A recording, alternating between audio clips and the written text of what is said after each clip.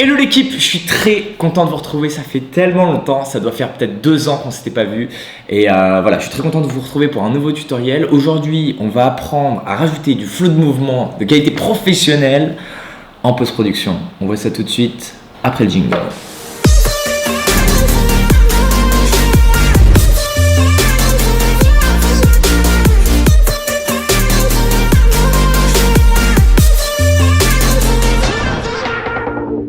Bon alors ça fait tellement plaisir de vous retrouver, je suis ravi vraiment, ça faisait longtemps que j'attendais d'avoir un peu de temps pour me retrouver sur YouTube et j'ai pris la décision de prendre un peu plus de temps pour YouTube parce que ça me tient à cœur et je sais que ça vous sert aussi et l'idée c'est vraiment pouvoir vous permettre de vous faire progresser.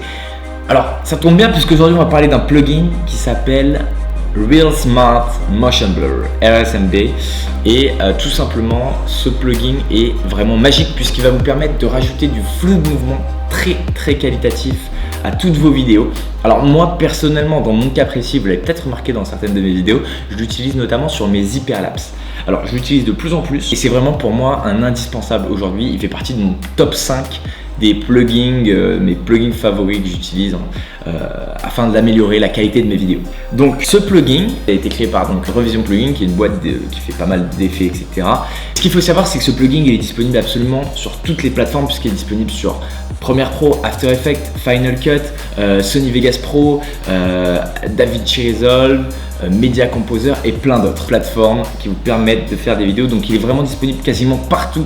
On va dire que peut-être 99% des gens qui regardent cette vidéo peuvent l'utiliser. Le seul petit souci, c'est qu'il est payant. Là, il y a une version pro qui est plus performante où il y a plus de paramètres que j'utilise pas forcément, mais si j'ai besoin d'utiliser un jour, au moins je me dis je les ai. Donc là on se retrouve sur Premiere Pro pour que je vous montre un petit exemple de comment je l'utilise. Là pas forcément sur un hyperlapse, mais je vous montrerai comment on s'en sert sur un hyperlapse. J'ai shooté au préalable. Et du coup voilà, donc on est sur ma timeline où j'ai enlevé le son pour que ce soit plus simple. Ah non, j'ai pas enlevé le son puisque j'ai mis solo. Hop là, muet. Donc voilà, là déjà on peut apercevoir que le parachute en accéléré a été flouté, là aussi. Et voilà. Donc c'est beaucoup plus agréable d'avoir ce léger flou de mouvement à l'œil puisque ça donne un effet beaucoup plus fluide. Donc si j'enlève rapidement le calque d'effet sur lequel j'ai mis mon effet, Real Smart Motion Blur, donc qu'est-ce que ça donne? Et bien tout simplement une image un peu plus numérique, un peu plus saccadée. On le voit notamment sur ce timelapse que j'ai fait sur la route de la Great Ocean Road. Donc là, c'est sans l'effet. Donc c'est beaucoup plus numérique, c'est beaucoup plus saccadé en fait. On le voit notamment sur les côtés. Et donc si je remets l'effet, voilà, déjà rien qu'en appliquant l'effet, on a un peu plus de flou. Et voilà, c'est beaucoup plus smooth, c'est beaucoup plus fluide. Et c'est ça qu'on recherche pour donner cette espèce d'aspect cinématique finalement. Donc je vous propose qu'on se retrouve tout de suite sur Premiere Pro avec un rush sur lequel on va appliquer cet effet. Real Smart Motion Blur, on voit ça tout de suite. On se retrouve donc sur Adobe Premiere Pro. Alors moi pourquoi j'utilise Real Smart Motion Blur sur Premiere Pro, c'est tout simplement que c'est beaucoup plus facile d'utilisation par rapport à mon workflow. C'est-à-dire que moi je travaille sur Premiere Pro et After, mais si je peux éviter de passer par After, c'est beaucoup plus simple pour moi d'appliquer directement l'effet sur Premiere Pro, sachant qu'il est utilisé de la même façon sur After et sur Premiere, donc c'est pas plus performant de l'utiliser sur After comme par exemple certains outils de stabilisation. Alors là du coup on se retrouve avec un rush que je vais vous montrer directement, un rush qui est tout simplement un hyperlapse que j'ai fait lorsque j'étais à Bali, donc qui a priori a l'air fluide lorsqu'on regarde des nuages, c'est relativement fluide, mais moi ce qui me dérange concrètement c'est l'avancée de ces arbres. On voit que c'est très saccadé, il y a un côté numérique qui est pas beau du tout et qui me plaît pas. Alors comment on arrange ça? Comment on rajoute du flou de mouvement en post-production? Moi j'utilise notamment, comme je vous le disais, le plugin Real Smart Motion Blur. Donc ce plugin là, je prends la version pro qui est payante, qui coûte à peu près 160 €, enfin dollars, comme ça, je me souviens plus exactement, je vous mettrai le prix dans la description.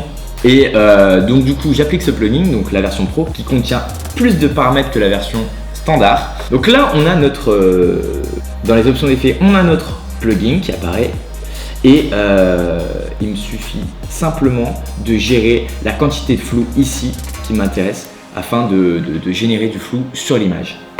Donc ici 10 c'est beaucoup trop, Donc on va laisser la valeur standard qui est de 0,5 qui en général moi me convient vraiment bien. Hop, clac. Et donc si on fait un petit rendu, qu'est-ce que ça donne? Donc c'est un petit peu long parce que c'est un plugin qui demande quand même pas mal de ressources, c'est-à-dire que si vous avez un ordinateur ou un Mac ou un PC, peu importe, qui n'a pas des bonnes performances, qui n'a pas un bon processeur, ça va prendre relativement plus de temps. Donc là, qu'est-ce qu'on remarque lorsque l'effet est appliqué? Eh bien, c'est beaucoup plus fluide. On remarque le léger flou de mouvement, notamment sur les arbres. Et c'est beaucoup plus agréable à regarder. Il n'y a pas cet effet saccadé. Et voilà, c'était tout simple. Il suffit simplement de drag and drop le plugin et choisir la quantité de flou qu'on veut. Pour aller un petit peu plus loin et vous montrer jusqu'où on peut rajouter du flou sur le logiciel, je vais m'amuser à mettre une valeur de 3, ce qui est vraiment énorme. Pour la quantité de flou, et a priori si je mets 3, normalement on devrait avoir des nuages qui soient beaucoup plus flous du coup quand ils sont en mouvement. On va voir ça juste après le rendu.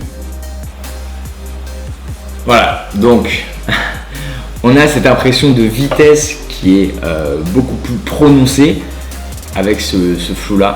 Là il y en a carrément trop. Dans ce cas là c'est sûr que c'est beaucoup trop excessif. En revanche, ça peut être utile de rajouter beaucoup plus de flou lorsque par exemple vous allez relativement vite en utilisant par exemple une GoPro, en faisant je sais pas moi du ski ou quelque chose d'encore plus rapide, en faisant de la moto ou peu importe ce que vous faites. Ça peut être très utile pour ajouter beaucoup de flou de mouvement et avoir ce côté immersif un peu plus présent. Donc voilà, c'est tout pour aujourd'hui. J'espère vraiment sincèrement que ce tutoriel vous a plu, et si j'ai été un peu vite, n'hésitez pas à mettre sur pause pour faire en même temps pas à pas l'utilisation de ce logiciel. Au moins vous avez appris quelque chose de nouveau. Ça fait partie de mon top 5 des plugins que j'utilise. Si ce tutoriel vous a plu, n'hésitez pas à me dire ce que vous en pensez en commentaire. N'hésitez pas à mettre un like, n'hésitez pas à vous abonner. Moi en attendant, je vous dis à la semaine prochaine pour une nouvelle vidéo. À très vite.